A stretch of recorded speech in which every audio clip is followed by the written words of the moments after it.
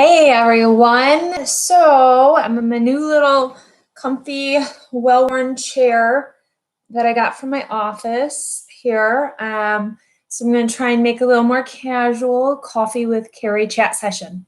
So in the little cozy chair, maybe I'll get a cover for it. I don't know yet. Haven't figured that part out. So hey Clayton, hey Tony, hey Daniel. So I hadn't planned to dive into the fact that today was 9/11, but this morning I've actually been a little caught up in just thinking about and the emotion of it. Good morning, everybody. And so thought I would flash back to where I was because it has a huge tie-in to my job because I was at mortuary school and it was finals right before graduation, and I'd just taken my morning exam and went with my buddy Kari down to the office to ask a question, and they said a plane hit one of the Twin Towers. And it's funny because about 2 weeks before, a week before, there had been a story about this boy who had flown in one of those little planes, where you're just seated and there's wings. It's not like an enclosed kind of a plane. And he had been flying downtown in a city, and I can't tell you what city. And so when they initially said a plane hit the Twin Tower, I assumed that it was this little plane, this little bitty thingy that just, maybe it cracked a window or something. Not until we got back down to the student lounge and actually saw what was going on. And I can't even tell you the timeline of how it played out. If we saw the second plane hit, if it had already hit, we just knew in 10 minutes we had to go back in and take another exam, and we did. I think we're all a little shell-shocked and didn't quite know the magnitude at the moment. I think for years, I haven't really thought of a lot of the magnitudes, but every year that goes by, I think of a little more and more, some of the audio comes out from the people that were in the buildings or in the planes, and air traffic control and things like that get released, and more of it comes out, and you connect more with it every year. So definitely thinking about it more this morning, and actually talked to my daughter about it and just kept crying. And she's like, Mom, what's going on? And I'm like, I don't know. I've never felt this emotional side of it. I think I thought more about the fear that people had to have felt knowing they were going to be dying, and just thinking of that, because that, as I've said before, is one of the biggest things for me is, murder victims and people who don't choose death, that it happens to them at the hands of somebody else. So just thinking about that this morning. Hey, everyone. Going to switch gears. Hey, Joelle. Sweet woman. She is just a good person. So Amanda wants to know what happens when a cemetery runs out of room. So it essentially closes. There's no more space. So it happens often around here. Cemeteries are usually either city, township, county, or corporate run. And so if you run out of space, then like the county or the township or the city will have to buy more space from somebody to then develop it in as a cemetery. So if they choose not to do that, then your area has no more cemetery. You'd have to go somewhere else to a cemetery. So essentially you just run out of space. Some cemeteries are then building mausoleums. If they have a certain amount of space left, they will build up since they are running out of room down. So it just depends on how the cemetery wants to handle it and what the area, in terms of the taxpayers want to pay for moving forward. Death doulas, yes. So death doulas is becoming a bigger thing in, the middle of the country now. It's been a thing in the outskirts. I know we have a few now in my area. I was actually on Monday talking to somebody at one of the funeral homes about this, because the death doulas are kind of trying to connect more with the funeral homes to create a united front rather than one person doing this, one person doing this, one person doing this, that everybody's kind of positively reinforcing each other. So yes, I have heard of them, but they're just getting started doing what they do in our area in a bigger way. Oh, David, that's so sweet. Thank you. They used to bury people in a standing position, Sam's saying. So I have not heard about this except in some cultures that they bury people standing upright for the space and such. But I'm sure that I will, run into more information as I'm researching different avenues of things for 2 minutes and history and such. So that's one that honestly, Caitlin, Dottie might have a video on because she delves into such history of the business is standing upright for burial. So I'm going to have to look into that and see if she has one or what I can find on it. So Fruit Star, this may be an unsettling question for you, but do you believe that the rise in cremation will make your job fade into the past? No, I think it'll just change what the position of a funeral director looks like. It's not just going to be facilitating the same steps as it used to be. I mean, it's already changed from its original position, but there's so many different disposition choices now and ways of preservation and ways that people want to showcase someone's life. And so the funeral director or embalmer can choose to walk alongside the way that people are requesting things be, or we can choose to cut ourselves out and let them find their own path. So it depends on the funeral director and embalmer and if they're willing to make changes in their own MO and become part of what the future of the business is going to look like. So the business doesn't have to die, but it has to change, just like every business has to change. Do you do certain things for people that are not being embalmed, like eye caps, glue sew mouth, cotton? So it depends on if they're going to be viewed or if they're going to have just a family identification before cremation. I am just a big fan of the eye cap, helping to hold the eye closed for viewings so that you don't get a peeker, or whichever way it would happen. And also with the mouth, just a simple suture is just kind of insurance for us that a mouth is not going to all of a sudden drop open during viewing or something like that. So it depends on what the situation may be and what the viewing might be. But typically we will still use some items if there's going to be a viewing. I had somebody send in a question, why were removal blankets maroon? I think that there's a lot of standard colors, and I think is it the jewel colors like maroon and navy blue and emerald green. They were all very noble colors. They're not too flashy. They're very classic, and they were often chose for decorations around funeral homes or for like the removable cot covers or for even casket interiors and things like that. Those nice neutral rich tones were often chose. Now you will see where quilts are used on removable cot covers and maybe American flag patterns for veterans. So you see definitely a lot more, but maroon is a very common one, yes, along with navy and like a forest dark emerald, not emerald. Emeralds is maybe a little bright, like a forest green. Those are all very common just because they were very classic colors. My brother passed away and it was 2 days before we found him. The funeral director said it would be hard to embalm him and make him look presentable. So someone has to be pretty long time dead for embalming to not be able to be done. 2 days isn't that long for embalming not to be able to be done. However, there's funeral directors who don't want to attempt or who are uncomfortable or maybe not as skilled or, I don't know the situation. He could have been laying on a heating vent or something, which made decomposition happen a lot faster if somebody is in a much warmer situation. So I don't know the situation. There's no way I can speak for them, but anybody can be made to look presentable. They're not going to look like themselves, but they can be recognizable. So I think it's a disservice when it's not an extreme condition and people are told that they can't do viewing and such.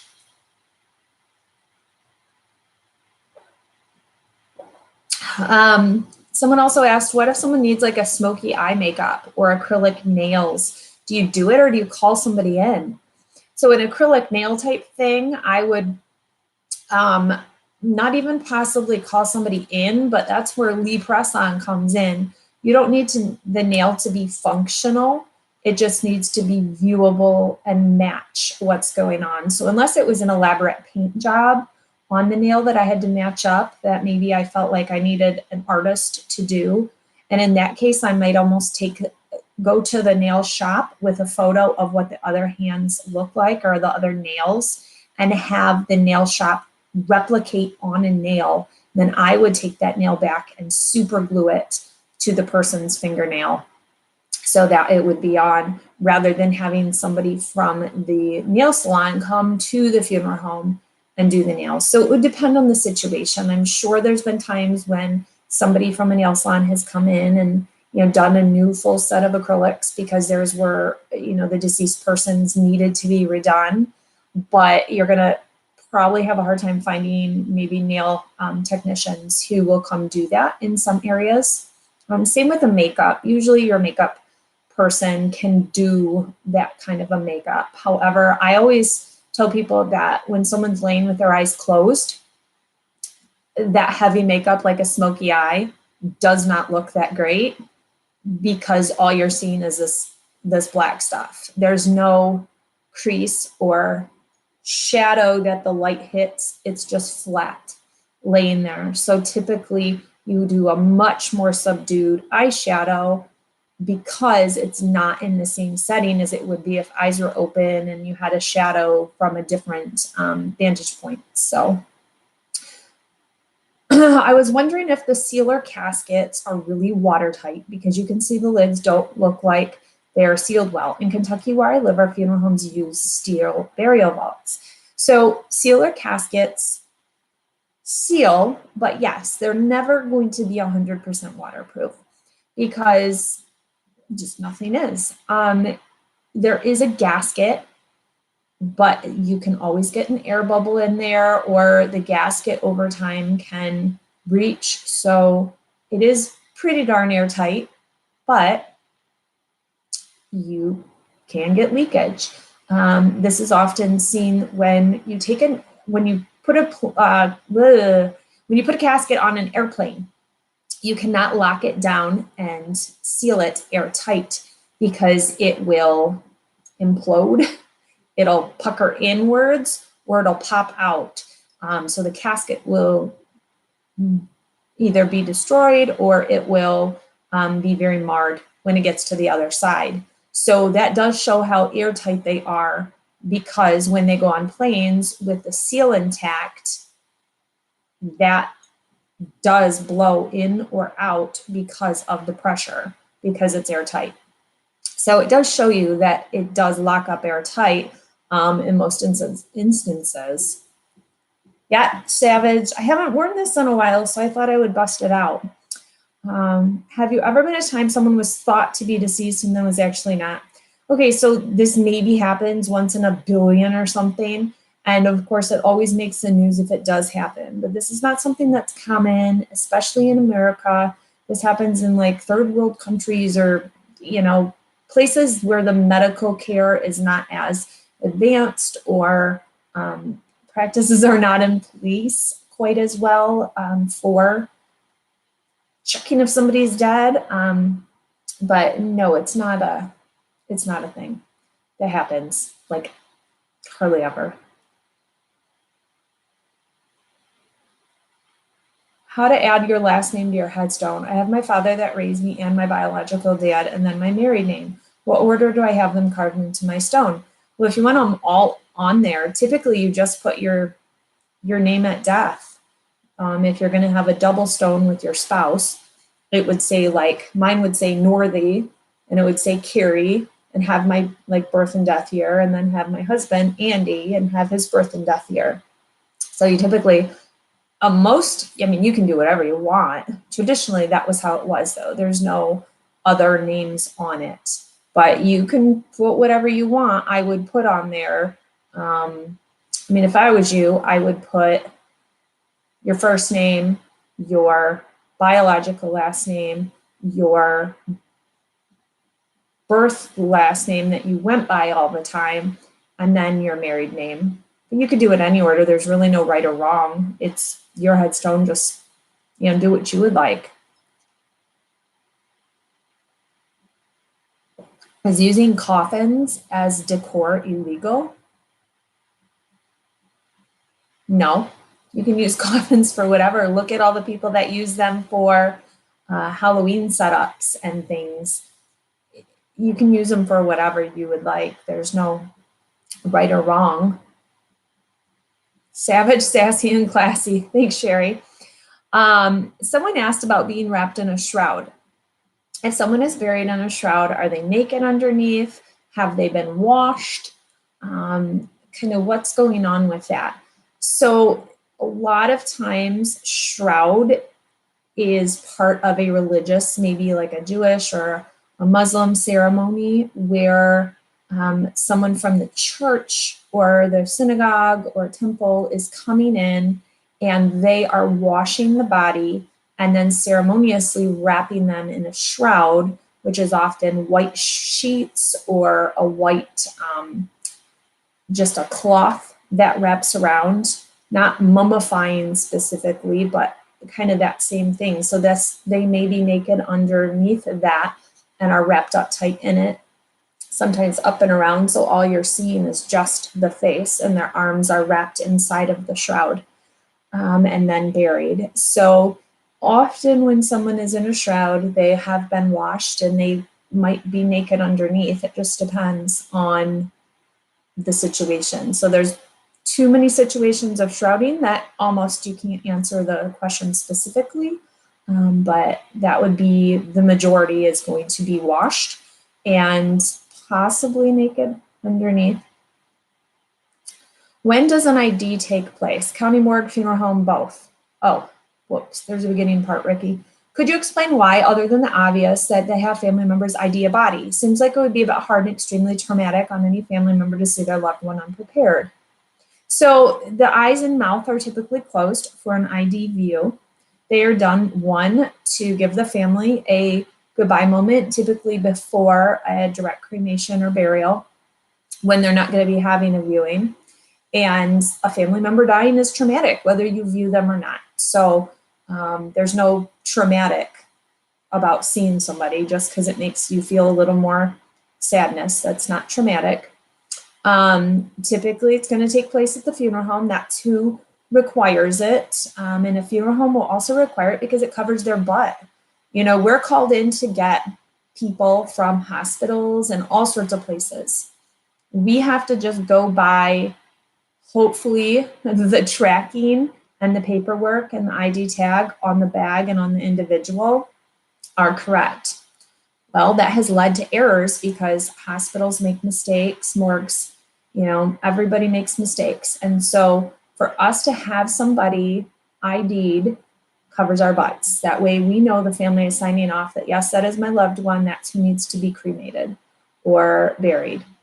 And in some cases, there's something to be said about, even if somebody dies in your home under hospice care before cremation, that you view them at a funeral home.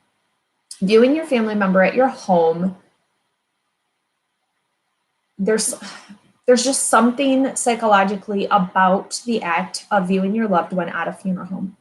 Like, it's just kind of part of the process that helps you understand that they're in a new place, they have deceased, kind of thing. I don't know if I'm explaining it right. Especially if you see them die at a hospital, often there's stuff all hooked up to them and you're seeing them in a very clinical setting. Sometimes your last views with a tube down their throat, stuff up their nose, tape over their face, holding in the tubes and such. And that's not a last way to view your loved one. Do the ID viewing, go see them with all that crap removed, lying peacefully with their eyes closed or their mouth closed, just with a blanket covering them, before they go for cremation. That's a way better last picture than tubes and things beeping and chaos around at a hospital and such. do the IDVU. I think it might just be the conservative people. Goodness, I think I'm lost track of a question there. I think it might just be the conservative people in our country that hide behind the laws. Yeah.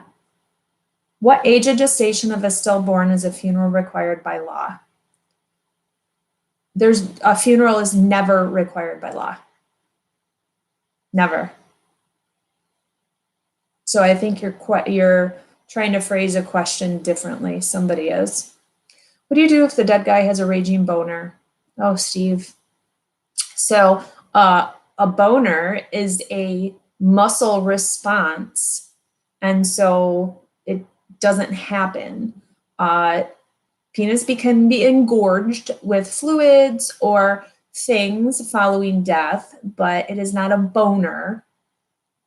But thanks for the question. If you find someone who's died and their hands, fists are clenched, that indicates a cardiac event. No, that doesn't indicate a cardiac event. They can clench for many different cause of death reasoning. How do you feel about splitting cremated remains? That's a good question because, well, it doesn't really matter how I feel about any of it. It's not my loved one. Sometimes, often, you may each want a piece of the person because you're not going to be burying them in a common place. So we know how I feel about that. I think there should be a common place for everybody to get to go to, for everybody to get to, spend a moment with that loved one when they want to, rather than over at one person's house in the closet. Whether it's having to divide the person so you each have a piece of them to go hang out with, that's your thing. There's some religions, though, that say do not separate because you need to have the person intact. So, oh goodness, people, stop the crazy. Hey, Kirsten. Oh, body donation. In terms of organ tissue donation or body donation to science, Sam? All right, outdoor mausoleums. Why doesn't it smell bad near them? So outdoor ones, it's because the odor just permeates out into the air. There's so much air movement that you're not going to smell the smells. The smells are on such a minute level in a mausoleum, but when you have an inside mausoleum, all the bodies in that one space together, makes it smell a little bit more. But outside, it just goes to the wind. So it's not as big of a problem outside. So those are good questions. Entire body to science. So here's the thing, Sam, about body donation. There are so many companies out there. There's medical schools. There's also body donation companies. And you need to research and find things out beforehand. Because in the heat of the moment, when your family is trying to make decisions, this company's going to pay for my loved one to be donated. They're going to give us a little bit of money to come get their body and fly them across the country to their donation site. And they're going to do all this good. And you find out later that company was actually, disassembling bodies and selling the organ or the body parts. And you're never going to see their cremated remains back, or whatever the case may be. You need to make sure it's a reputable company. They are doing good work and they're doing what they say with the body. Medical school donations, same thing. You need to read the paperwork. A lot of people, I think, romanticize body donation, where they think, I have cancer, I want to donate my body so they can do cancer research.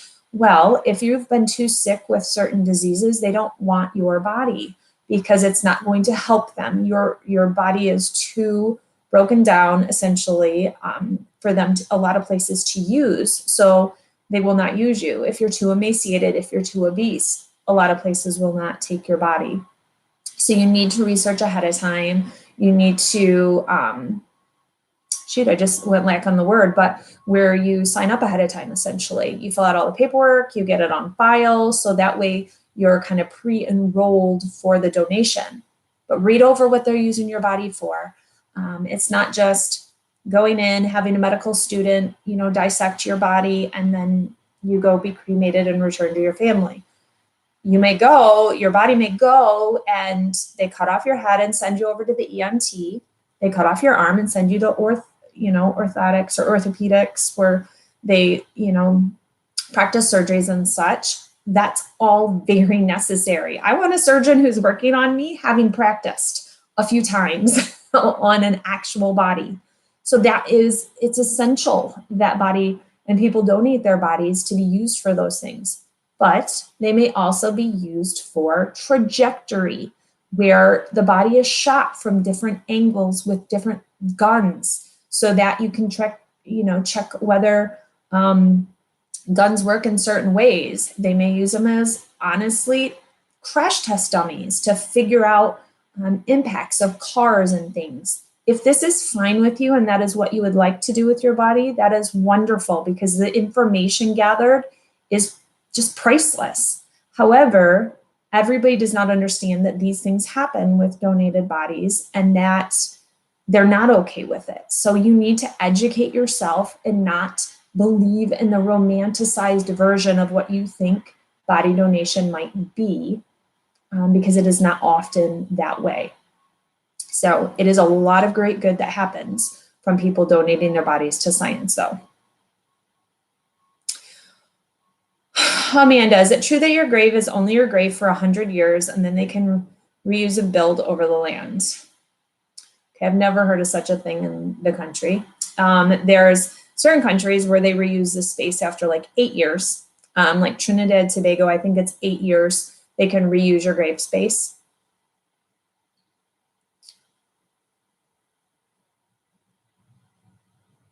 When you're looking at very old and weathered headstones, is there a safe way to bring out the names and dates? So some of the really old headstones are made of a really soft stone that it wears away. And so there's no imprint left over time. You can do like a chalk rubbing or like a crayon, or chalk I think works the best, rubbing or charcoal rubbing, but you may not always get the information. Where do colleges obtain cadavers for the medical students to observe, work on? That's body donation. So they're prepped. Like when I went to mortuary school, one of the things we did was called second injection. So we prepared people who donate their bodies for storage at a medical facility, and that medical facility then would send out the bodies to a lot of area states medical schools for the cadavers for the students. So we did a lot of prep on those, and it took, so you do a first injection, no aspirating, and then a few days later a second injection, and we shaved heads, wrapped them in cheesecloth with Vaseline on them to preserve them and keep them from drying out while they're in the cold storage for so long. And shaving their heads was part of what was requested.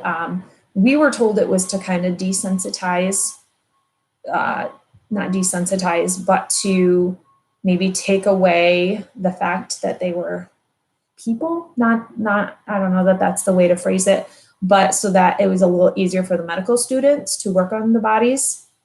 I don't know. That's just what we told. Oh, Porter, I know it's weird that I get trolls lately. It's just odd. Just odd. I don't even know. Speaking of donating, how long will it take out the viable organ? How long will it take to take out the viable organs from time of death? Will it delay the funeral process? So viable organs are taken when the person is still heart beating alive. They've been declared dead, but their heart is still moving. The body is still living by, most of our standards, but it's because of a machine. And so viable organs like a heart lungs, things of that nature are taken out when the person is alive. This is a very, very, very small percentage of organ donation because it has to be the right setup of situation, basically brain dead, but the body is still being kept alive so that there can have procurement take place. So before the person is taken in for the procurement, the other recipients are lined up. So it is a very detailed and choreographed event to take place because you have to have all the doctors in place for removing and then implanting the new into the other patients. So it's a huge thing to line up very quickly so that it can take place. Sometimes takes a few days of the person that is brain dead being kept on support. So, but yeah, the person, there is no reason for organ tissue donation unless they do like I don't know, I've read about like doing a head donation, and face donation would make it a little hard for a viewing. But other than that, we can do a viewing, no problem.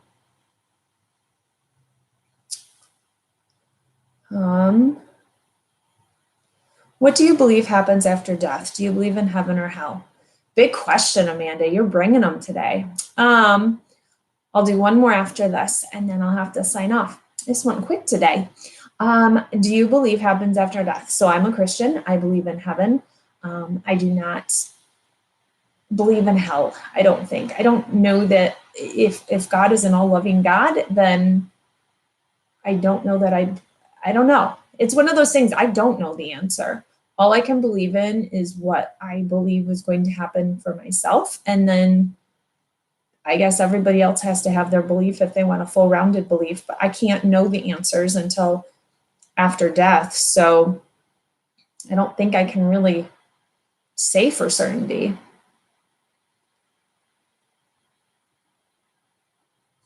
Sorry, I stared in my light, and so then all of a sudden I can't see. It's like staring into a bright everything.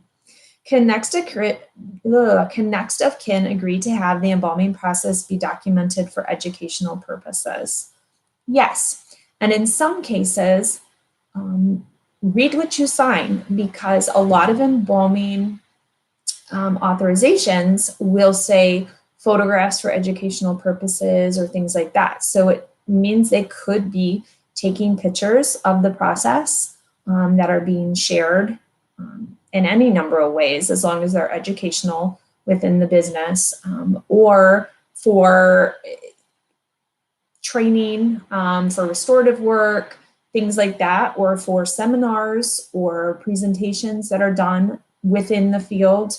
So you could, I honest to goodness think it is just a matter of time before, and I think I've said this recently, but before someone allows like a Facebook live stream of someone dying, you know, either doing death with dignity or just dying in natural causes at home under hospice or something, and filming from that time through going to the funeral home, through getting ready, being embalmed, getting casketed, dressed, the visitation, the funeral, the burial, or the cremation, or whatever it may be, and just does a 3, 4, 5 day Facebook live stream and just go for it.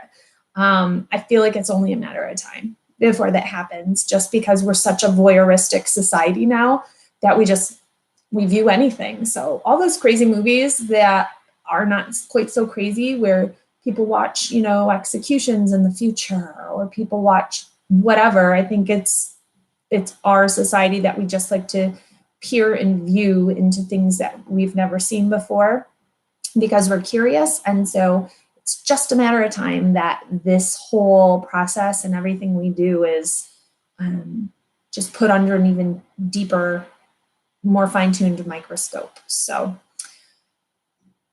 yes, I have 2 kids. So thank you guys. I'm gonna log off. I'll be back next week. I think Wednesday mornings will usually be my coffee with Kari mornings like this. It all depends on my schedule. Once in a while it'll get changed and it might be a Friday, but usually it'll be a Wednesday or Friday. But I'm gonna shoot for Wednesday mornings. So Thank you guys so much. Of course, send me questions if you'd like them answered next week, or if you need more immediate answers. And we'll hopefully contain the trollness next week, guys. Oof, seriously.